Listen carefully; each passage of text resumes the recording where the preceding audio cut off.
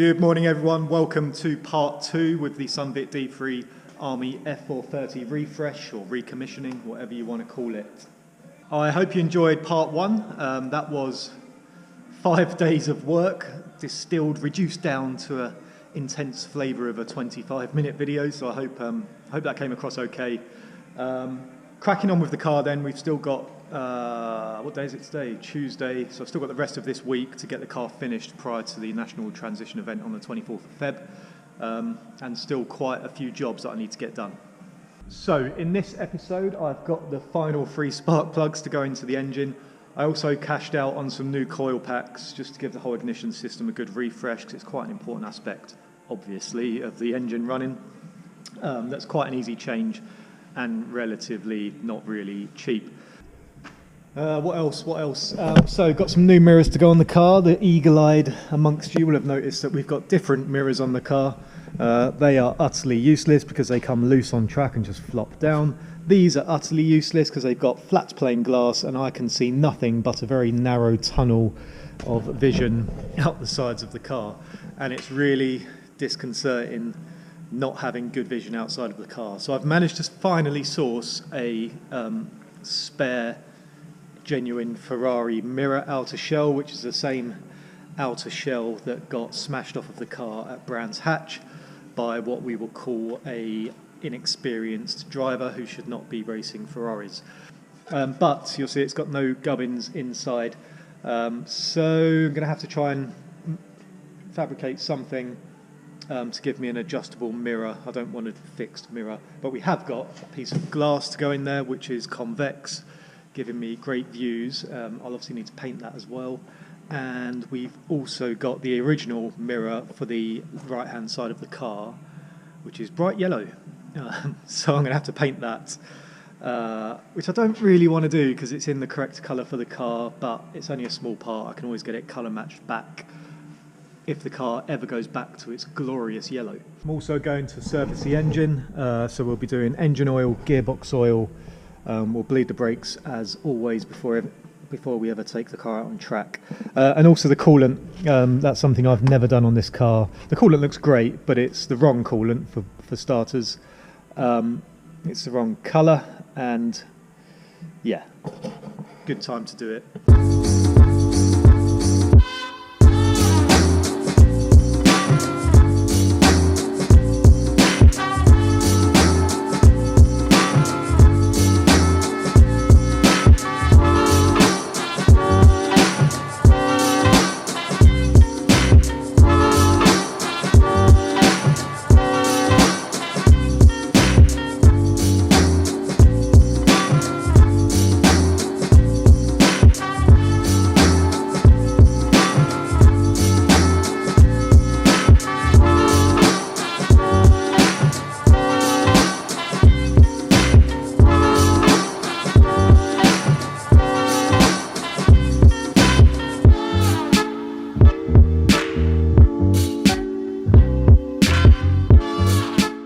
So new coil packs and all spark plugs are now in on the engine.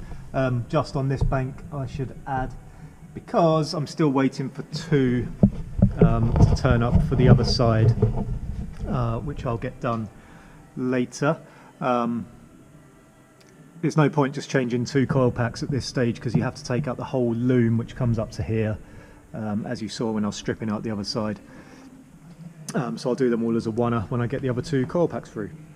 So I'm going to crack on getting these wing mirrors done because I'm really looking forward to being able to see out of the sides of the car properly without mirrors falling off or not being able to have the correct vision. So the first thing I'm going to do is get something made up to go in here. I did buy another Land Rover part. My rear view mirror is from a Land Rover Defender because I couldn't find anything else to fit.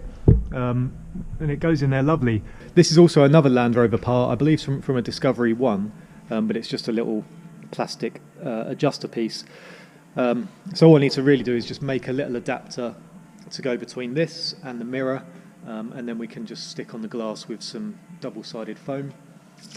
So we'll do that. Then I'll get those rubbed down and ready. If I can get them in primer today, I need to go and buy it. I'll probably just paint them black. Really tempted to paint them red. I'll decide on that. but we'll get them rubbed down and put in primer today so they can bake overnight. That'll probably be it for today, but all the days will merge into one crisp little edited video for you guys, so you won't even know any difference. So I'm going to use this offcut of a seat side mount. It's aluminium, it's quite thick, so I can tap it for probably just a small M5 thread.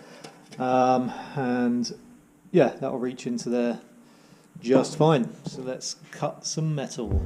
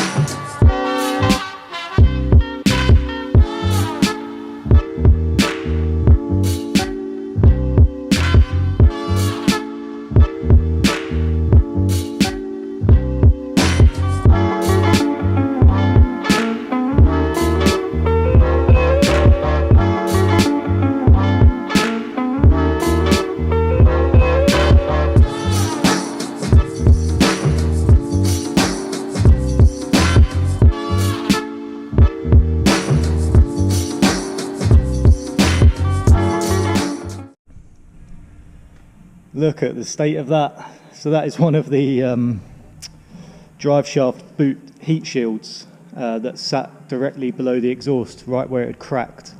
And the exhaust has literally blown that to pieces and just cooked the rest of it. Not ideal, so we'll get that repaired.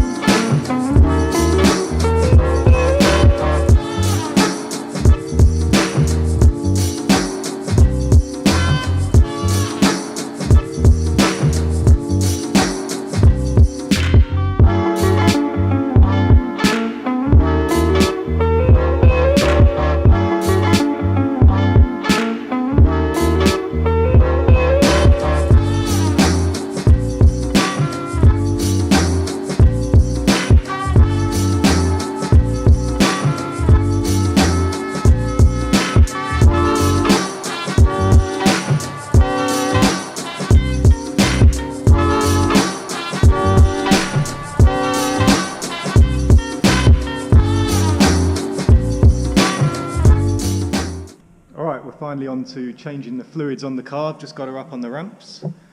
Always interesting doing this. I don't think I've had one successful oil drop on this without making an absolute mess. So let's see if I can manage it this time.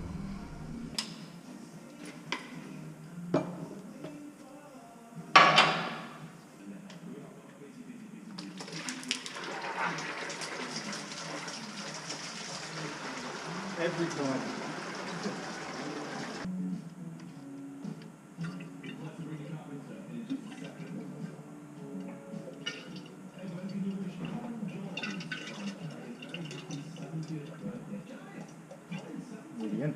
All right, that is the fluid service done. So we got the oil service on the engine, gearbox and coolant. First time I've done the coolant on this car.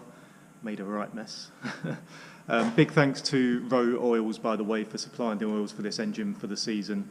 I'm a firm believer that the engine oil is the lifeblood of your engine. It will keep it running for a long time. So I always use quality oils, and I always change those fluids after every single race. So thanks again to Rowe Oils for supplying those fluids for the season, because that is a huge benefit to us.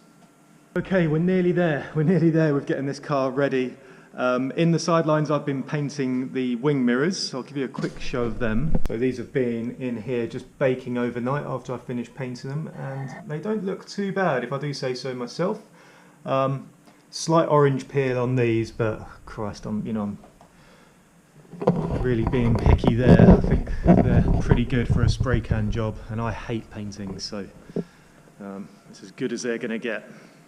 I'm excited to see them on the car. I'm super excited to be able to see out the sides of the car, so let's get them on. Done. That took a lot longer than it should have. What's that? Nothing. Dust. Got the glass in, and I can see out of it. It's so good. Convex glass. It's the future. Who knew? You'd think it's a small thing, but that makes me so happy to be able to see out of the side of the car. Like, I don't know if you can see what is going on with that mirror, but it's a flat pane. All I can see is the rear arch of that Land Rover next door, and absolutely nothing else. This side I can see everything. I can see everything, and it's great. Why did I go so long? Honestly, like in the dark at Spa, in the wet with Le Mans cars flying by, and couldn't see anything out of that really, because we just had the spray off of the rain. That's great, but oh, what a difference. I do like those mirrors, and I'm going to keep them. I'm going to get some glass cut if I can find anyone to do convex glass for that side. But you know, I've been waiting for one of these shells to turn up for sale for so long, so I had to jump on it, and yeah, it's good. Right, let's swap that side. Done. Actually got that adjusted off the bat. Blimey. And I can see out the back of the car. I'm not looking at the side of a Land Rover, a tiny part of the side of the Land Rover. I can see behind me.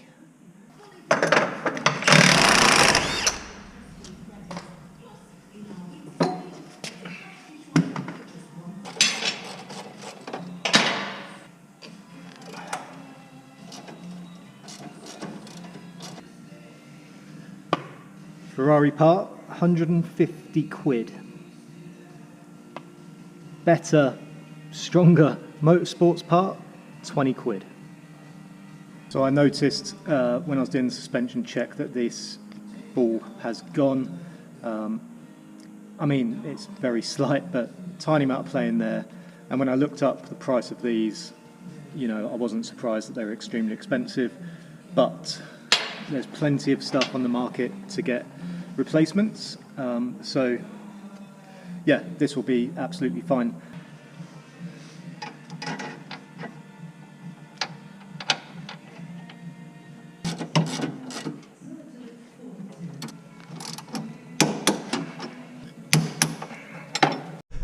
Okay, next very quick job is the rear brake duct.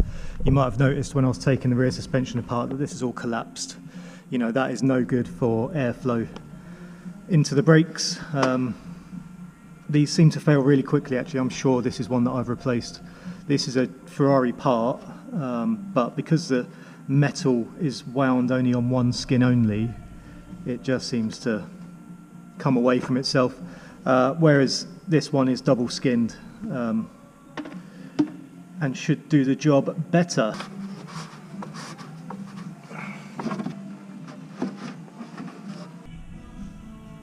Right, remember when I was saying about the exhaust, how I wanted it to be flexible but rigid? What I meant was I want flexibility between the system but rigidity at the end, so we're not knocking around. There's still a little bit, especially with the old poop shooters fitted, there's still a little bit too much flex for me. I just worry that when it's hot it will just move a bit too much, and the last thing I need is the exhaust snapping again. So I need it rigid there, but with room to expand and flex in the centre, which we've got that.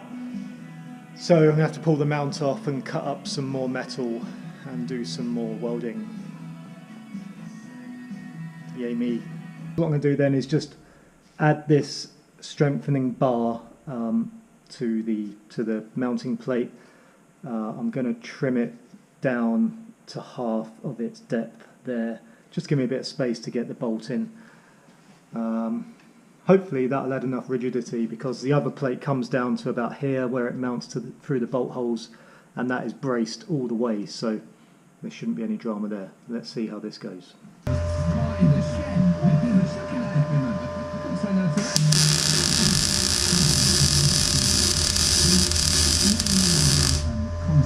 Right, that's done. Hopefully this extra piece will just add enough strength just to stop it swaying around, but let's put it back in and see. Okay, so it's back in. Is it better? Is it better? It's marginally better. Probably needs to be like triangulated around the thing in more places. That's not a today job. Wasn't a waste of time, but let's just say I could probably have gone home about an hour sooner. Right, we are back in for the final day with the 430. It is Sunday. We've got the National Transition event tomorrow. I need to be at Silverstone tonight. But this is a final job, just going to get the car aligned. I do need to bleed the brakes actually, and I need to put the engine covers back in, but they're pretty short, sharp jobs. So we've just got the strings set up. I've just got the heights done so the string passes perfectly through the centre line of each wheel, which is very important. Now I'm going to get the box set, which is getting the strings perfectly parallel to the centre line of the car. And then we can start taking our measurements and taking adjustments. Luckily, with this car, we've got the steering angle sensor, which is great because it lets me know to a degree what the steering angle is on the car, so I can just keep it at 0 and do my checks that way, which is much easier.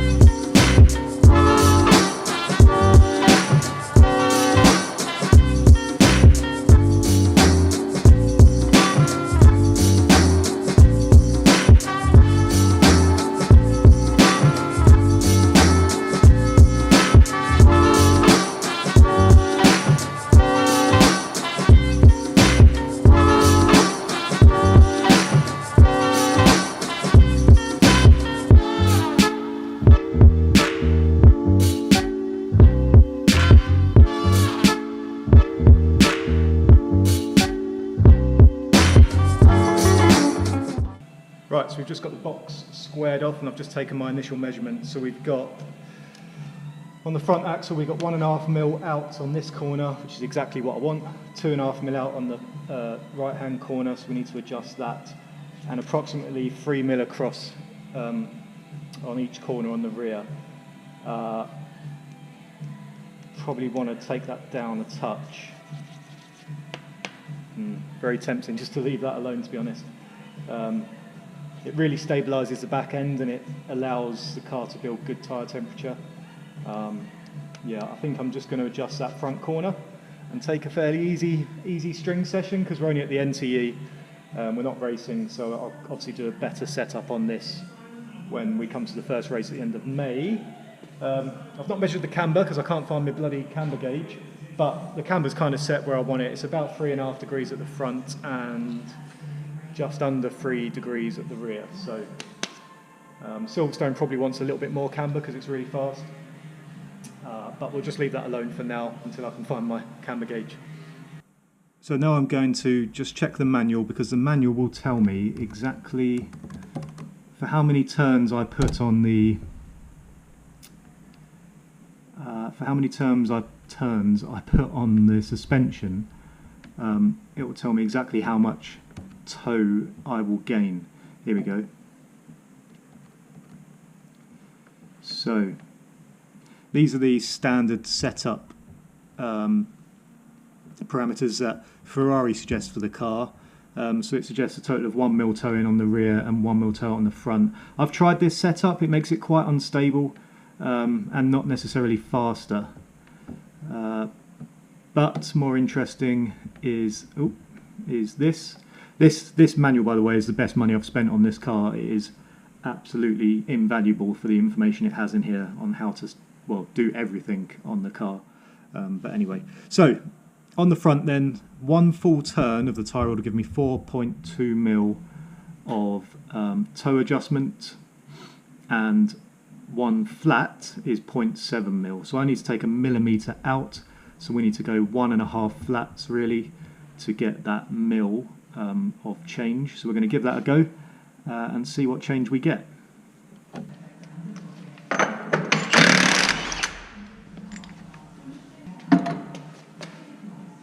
So exactly the same as road car suspension, we've got the standard tie rod here. We're just loosening the lock nut. We're towed out by 1 mil too much. We want to bring it in 1 mil, so we need to wind this threaded rod, shorten this length. Shorten this length by 1 millimetre. So we'll undo that, screw this in by 1 flat, so that's your flat. So we move it around to the next flat plus half, which is the point of the flats really. So 1.5 flats, and we'll retake that measurement.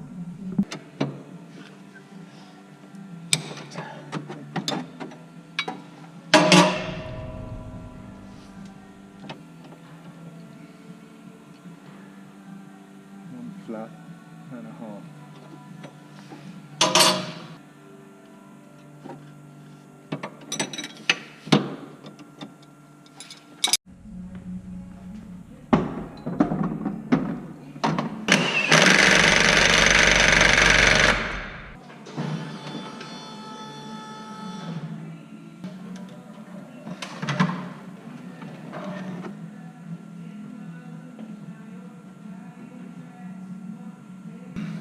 Okay, whenever we make an adjustment on the car, I'll always roll it just to that the suspension might get bound up a little bit. Not so much on race cars where they have really solid suspension, especially the rose joints and bushes, but anyway, it's just worth doing. And every time we make an adjustment, because we've moved the car around, I'm going to recheck the box to make sure the centre line is still good on the car. So we've reset the box, now square to the car, made sure the steering wheel's still straight, and I've verified the measurement that we're happy with on the front left to make sure that's still the same, and it is. So now we're content that when we measure this wheel, we'll be getting an accurate difference in the changes. 61 dead, hair under 60. Yeah, we're about 1.25 out there. We will roll it. Right, that's the toe done. I only had to do one corner, and that was testing. So that's the alignment done really. That's pretty much the car done. I'm going to bleed the brakes, put the engine covers in. But on that, I think we'll close off there. That's a lot of work, nearly 2 weeks worth of work, crunched down into 2 episodes.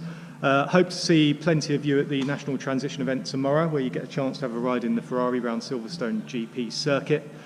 And look forward to the next episode, where we'll be working on the Ferrari more work to be done. We need to fit the fuel cells, which are in them boxes over there. I still want to make a better mounting system for the splitter, but I've got that fairly straight now. And plenty of other stuff, air jack lines, fuel pumps, stuff. So thank you very much for watching. Hope that was somewhat interesting for you. And I look forward to seeing you at one of our events. So catch you then. Cheers. Bye-bye.